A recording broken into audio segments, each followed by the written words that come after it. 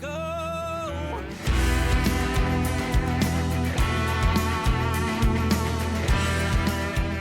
Hey everyone, it's Miss Helen with the Texas Toast Podcast here to talk about some radio releases that came out this week, specifically three in mind. The first one I want to start off with that caught my ear. First of all, I was shocked to find out he was 17 years old. He's from Texarkana. Anthony Price is the artist's name. Trying to Make a Name is the name of the song. This one screams 90s. It's absolutely fabulous. Produced by Chad Malden. It gets really Texas in there with somewhere west of Dallas, headed to Abilene, somewhere around the Lone Star State, trying to make a name. It's from the perspective of a musician touring across the state of Texas, trying to make a name, which so many people are trying to do. I love this. I fell in love with it. His voice is so strong, so mature beyond his years. Great job. Anthony Price, Trying to Make a Name. You're going to really like that one. The steel guitar is so strong in it. All the instrumentals are, again, Anthony Price, Trying to Make a Name. I was super excited to see that Rich O'Toole, my friend, released a song to radio. He released 4th of July from his latest album, Ghost, that came out last year, and it's a good one. It's Rich O'Toole all the way. It just screams Rich on the radio. His voice is undeniable. It's a very upbeat song. It's just fun stuff from Rich. And as a matter of fact, before I jumped on here to do this, I just did a podcast with Rich and we visited about this song and about a lot of things that he has going on. But it's so good to hear him back on the radio. And it debuted really good on the Texas Country Music Chart. It debuted in the top 100 at number 65. So way to go, Rich. Everything's just going up and up and up for him. He's got a lot of things cooking. So you want to keep up with what Rich is doing. So this is a new group to me. I'm not really familiar. It appears in my research they're from the Houston area. This is one fun song. It's called Beer Don't Care. The name of the group is Telluride, and I picked up on it because I saw it debut. I saw it chart success on the Texas Country Music Chart. But beer just don't care. It don't care about the pictures that are on your phone. It doesn't care if you want to be shy or if you want to be that crazy person at the pool party. If you want to stay up all night, beer don't care. If you don't want to come home, beer don't care. So check that one out. I'm excited. So guys, if you hear me talking about this Telluride, please get in touch with me because I got to know more about y'all. This is such a fabulous song. So kudos on that one. And so now it's time to, if I can pull them up, I want to take a look at the charts. Texas Regional Radio Report. This is so cool. I have to congratulate Bubba Wesley at number 5. Damn Baby has just moved up the charts so well for him. So he's at number 5 now. At number 4, Grant Gilbert's West of Fort Worth. Tristan Robertson is at number 3 with Somewhere in Texas. Hudson Westbrook sitting at number 2 with 5 to 9. And again, and then number 1 this week on the Texas Regional Radio Report is Flatland Cavalry with Lubbock. Looking at the Texas Country Music Chart, of course, Turnpike Troubadours, they have a new radio release out. It's called Ruby Ann. It's an awesome song. Of course, everything they do is awesome. David Adam Burns debuted really good in the top 100 at 68. Cody Johnson has a new single out called The Fall. Matt Castillo, congratulations to Matt on this one. By the way, Matt, I love this one. If you're here listening to this, If It Rains Today is the name of Matt's new song. It debuted in the top 100. And Pat Waters has a great one called Love You Back to Texas. It's also debuted really big in the top 100. At 5 this week is Wade Bowen's Nothing But Texas. Hudson Westbrook is at number 4 with 5 to 9. Grant Gilbert's West of Fort Worth is at number 3. Jason Boland and the Stragglers Drive is at number 2, and Flatland Cavalry is at number 1 on this report with Lubbock. So that's kind of an update on a few of the charts and what's going on in the world of radio. Yeah, radio. I'm having a lot of fun in the world of radio. I've been adding lots of songs myself, and I just want to mention also some of the other ones that have come out. Kylie Fry has a new one, Mr. John Wayne. Dale Phillips is his name, Toxic Love. That's another good one. Dusty Motes, he put out a new one to radio in case you haven't heard. It's called Somebody Else's Problem. You got to hear it. It's a really good one. Good job on that, Dusty. And I have to say, I love the single artwork. So that's a look at what's going on coming up after this episode of Texas on Tap. Get to know a couple of guys from Bottomland coming up on Texas Toast.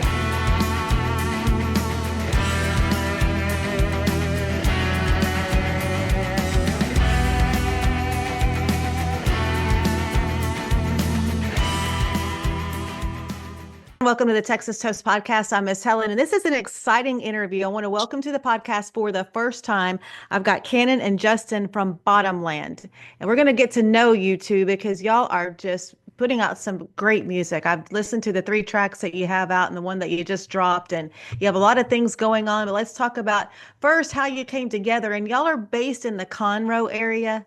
Yep, both of Very us. familiar with Conroe. Both my daughter and son-in-law both teach in Willis. Yes. Okay, So, we say Conroe. He's actually from Cut Shit. I'm from Willis, so we just oh, kind are of you really? Oh, yeah, cool. we're in Willis right now.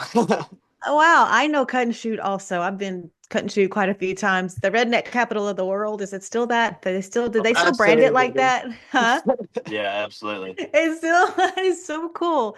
So you two have been, I know both of you have been doing music for a while, but coming together for this for your duo, Bottomland. Tell me what you two envisioned with it and how you came together to put this together.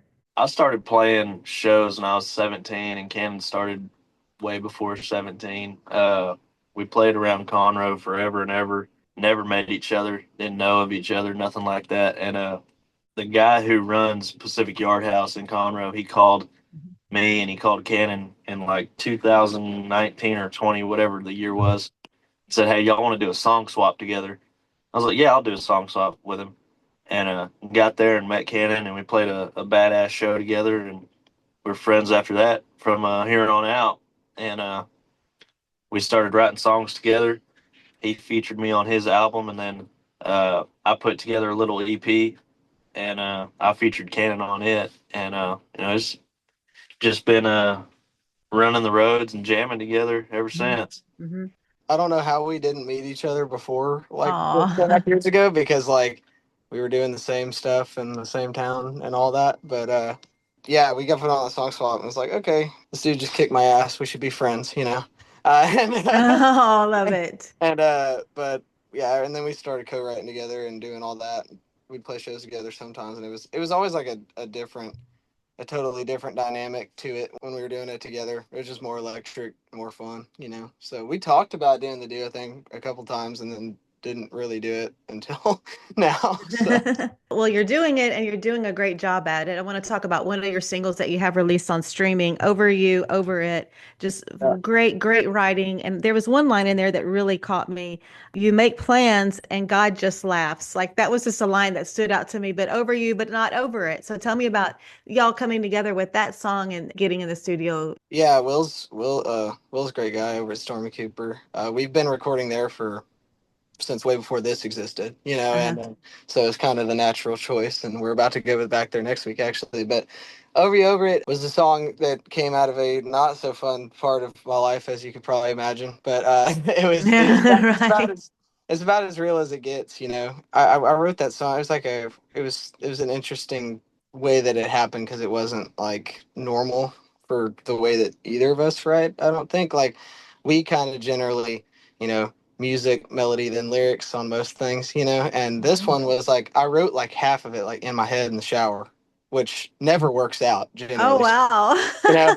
wow. And then I don't know, it was just like it was like supposed to happen or something, you know, because Yes.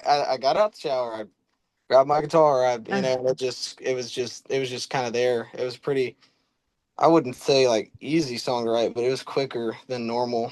And I brought it to Justin, and he liked it. He didn't feel like changing anything, and I'm like, okay, well, all right, wow. this should be one of the this should be one of the songs for the new band, and let's sing it together and all that stuff. And he brought a whole different, you know, dynamic to it and all that. And when it came together in the studio, it's like one of those things that give you goosebumps, you know, when it all Hmm. comes together Oh. with, you know, us and the guys in the band and all that, kind of bringing it together. But I mean, we started teasing it, you know, with really no like intention about it. You know, like it was, we just grabbed our favorite content guy that we knew and liked. His name's Blake Castleberry from 777 Outfitters, and kind of started doing some live acoustic videos, just sitting on our boat or whatever, you know. Oh, And that's cool. So we posted all three of the songs that we plan on putting out, which we have put out now, and that's just the one that grabbed everyone and took off for us. So we decided we were going to put "Hope You Know" out as our debut single, and yeah, that song said otherwise, so we ran with it. yeah. Right, right. I mean, it was just, I guess it resonated with people. People liked it. You know, it's not normal.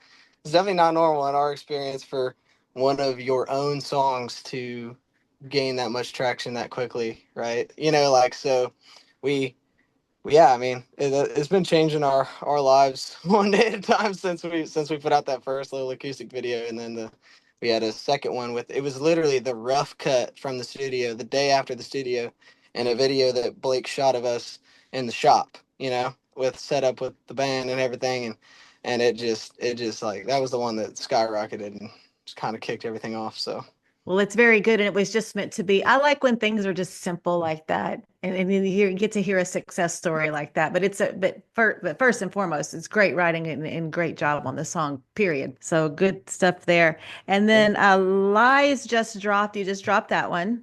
yep. Last Friday. Was it just last Friday? Jeez. Yeah. Yeah, it was the fourth. Yes. Yeah, wow, that's how the days are going now. Like a week ago feels like a month ago. But Yeah, that was a real easy song for us to write. it was, yeah. I mean, it kind of it came from I don't know. I mean, it came from the same type of like experiences, I guess, or whatever. But we wrote that at Justin's house, and I remember like just one thing I specifically remember about it is like we got to the chorus and Justin's like, "What if you did something like you?" And I'm like, "Okay, that's different. That's cool, you know." And then it kind of snowballed from there, and we were like, "Damn." Yeah. It's funny when we finished it though. We are like, "Okay, it's a good song," like didn't think much of it. Uh-huh.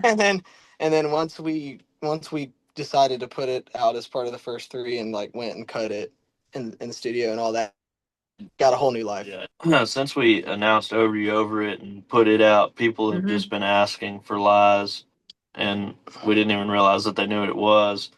And now it's probably almost at 100,000 streams across platforms since Yeah, it's Friday. it's it's crazy. I mean, one thing I'll say about like all these first three songs, it's that we're super grateful for and that is validating for us as songwriters is like the first three songs, like yeah, of course Over You Over It was like the one that went viral or whatever. Everybody was excited about it and we're super grateful for that, and we like the response is amazing. But what's cool is with the fans it's not been just all about that song. Like Right. everybody, Right. you know our friends, our family, and our fans, like everybody has a different favorite, and to us Mhm. that's a good sign. Oh yeah. Good song. Y'all really have a good musical foundation. Have you ever wondered how artists like Treaty Oak Revival, Red Clay Strays, and Aaron Watson maintain the high quality and high demand for their merchandise? CH Lone Star Promo is the answer. Created in Texas to serve Texas artists, and they're currently offering 15% off on all merch orders from musicians. Visit chlonestarpromo.com to get started and tell them Texas Toast sent you. I was reading the other day that it takes at least $1 million to break an artist. That's a ton of change, and it can feel overwhelming. But with social media leveling the playing field, you just need an effective strategy to release your music. Check out Release Rocket to ensure your single does not die after release day. You've already put time, effort, and tons of money into writing and recording your album. Let the guys at Release Rocket keep your new release alive.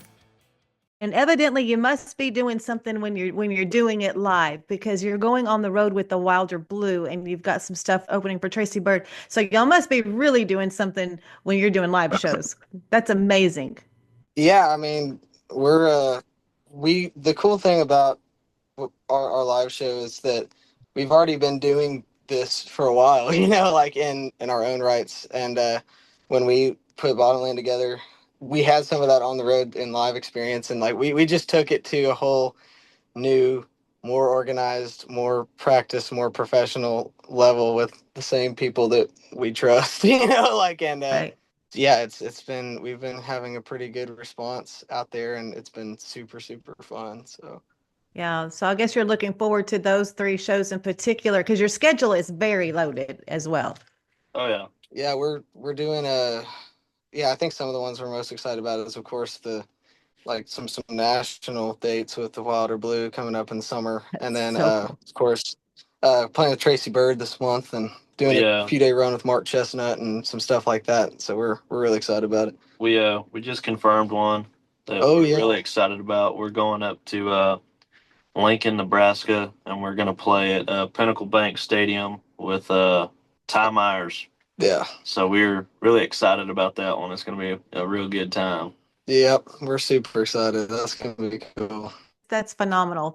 I'm so happy for y'all. And it's like when I first listened to your music, when I first listened to your music and I was getting to know y'all, prepping for the interview. And there's something about your music. It's so solid and and I just feel like y'all are two musicians that are so comfortable with what you're doing. You can tell it like when I listen to the production and the sound of your music, but also your songs, it's kind of like you think like y'all have always been in my music library, like always been a favorite, if that makes any sense. Kind of like that favorite pair of shoes that you pull out, but y'all really do such a good job. So when you were younger, and were you always doing music between the two of you, always picking up instruments, or was it something you started a little later? I mean, y'all are still young, but what I'm saying is like some of your experiences coming up, and who were some of your influences? For me, like, I mean, I wouldn't say I was always doing it, because that would not be true. My family doesn't have any background Oh. in it at all, which is kind of odd. Like, I had a couple grandparents that like could play piano or whatever, right? But like that was it. I started learning guitar when I was 7, just because I wanted to, and like unlike I feel like every kid wants to learn an instrument at some point, but most of them kind of pick it up and put it down, Hmm. or whatever. Like I Right. I, I stuck with it, I guess, and started I mean I played in all rock bands and punk rock bands when I was younger. That's all I did, like from like 12, 13, 14, that range. I was just in rock bands. And if you would have told me when I was 14 or 13 that I would play country music for a living, I would have told you were crazy, type thing. But then 15, I started doing the solo country thing, and all that. Justin talked about his, but I think he wasn't too far behind that same age range for getting started in that kind of in the country thing, and trying to take it seriously and write songs and all that. But the one thing I can say is my mom had she wasn't like a like instruments and singing musical type of person, but like she was just a very musical person that just loved music, like all kinds of music. So, growing up, I was around everything from, all the country classics, George Strait, Johnny Cash, Uh-huh. Uh-huh. Garfunkel, etc., to like Foo Fighters and Matchbox 20 and Blink 182 and Green Day, and like, and it's Right, just right. Linkin Park, Nickelback, Hmm. and then when I got a little older, is when I got into like the Texas country side of things, like, Cody Johnson, and then like Parker too, when Hmm. I remember feeling like I was late to the party figuring out him, and all that, but it Yeah, and all he was, kind of, yeah, yeah. And y'all I come from the kind of, same area. Yes. yeah, Uh-huh. I kind of it kind of came together into whatever my musical sound is. So, yeah. My parents got me a guitar when I was 16, and it sat around. Like Cannon said, you pick it up and then you put it down. I lost interest in it, and then I picked it back up when I was 17, because I thought that my world was ending, and I had my heart broke so bad. I thought that everything was just horrible. And I said, I'm going to start writing sad country songs. Oh. And yeah, I never quit. And then I got out of high school, and then I did slow down on it because got bills to pay and shit to Mm-hmm. do. Mm-hmm. Mm-hmm. Music wasn't really it was always in the back of my head, but it wasn't really a main focus because I wanted to get out and make something of myself. And what better way to do that than with your hands working? So, Right. musical influences, I used to ride around with my aunt all the time on the weekends, and we would listen to Three Doors Down and Nickelback and Hinder and all these Mm-hmm. grunge rock and Alice in Chains, all this kind of stuff. And then I would get in the truck with my dad on the weekends, and we'd listen to 97.1 out of Houston Country Legends. The And classics. Yeah, the old good stuff. Yes, yes. my so that was my music influences growing up. And then about 14, 15 is when I was starting to learn about Kojo and Randy Rogers and Parker McCullum, Cody Wilson, Hmm. all those guys. And that's most of my influences and guys that I look up to. I've always been that way. But I think you can definitely hear, especially in the new stuff, you'll start to hear more of that rock side that we've got to us. as well as some of the country stuff. I think we're taking an old song back to the studio this week, and it'll be a real country sounding song. Yeah, we're excited about it. I'm really excited about the next songs. I mean, obviously we were really excited about these, but Yes, I think yes. we might even be more excited about the new ones. I don't know. You know? We took a trip out to Nashville. I think it was last week or week before last, and we did a whole lot of writing while we were out there, and we came back with 5 songs, and 2 songs in particular stuck out. We're going to cut one of those 2 songs this week, and we're thinking it's going to be something that the fans really like. Wow, that's really exciting. Yep, we're excited. Funny, it's busy. So between studio time and the shows and everything else, it's being home is is kind of a rare thing right now. But I mean, we're not afraid of it. Let's go. You know. Well, it sounds like that you're working hard. You got some good work ethic, and you're going to be consistent with your releases. And it also sounds like to me that y'all are both still rooted in your roots from your home. I just sense that from both of you. Yeah, Absolutely. definitely.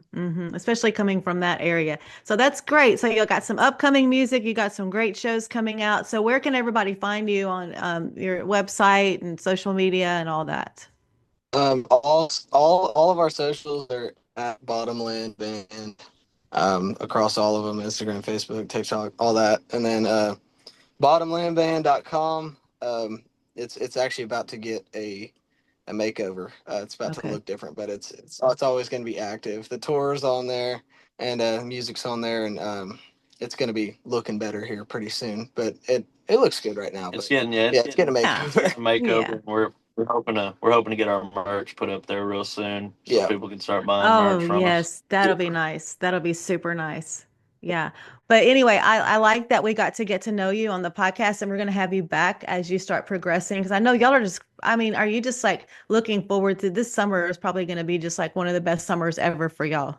But we're hoping. Probably so. Yeah. It's looking that way, just visiting with you right here in April only. And Yes, ma'am. It's gonna be fun. We're looking forward to it for sure. Okay, well, Cannon and Justin from Bottomland, thank you for coming on and joining us. And we will definitely be talking to you more in the future right here on Texas Toast Podcast. Thank you so much, boys. Good job. yes, ma'am. Thank you. Appreciate it. Thanks for having us.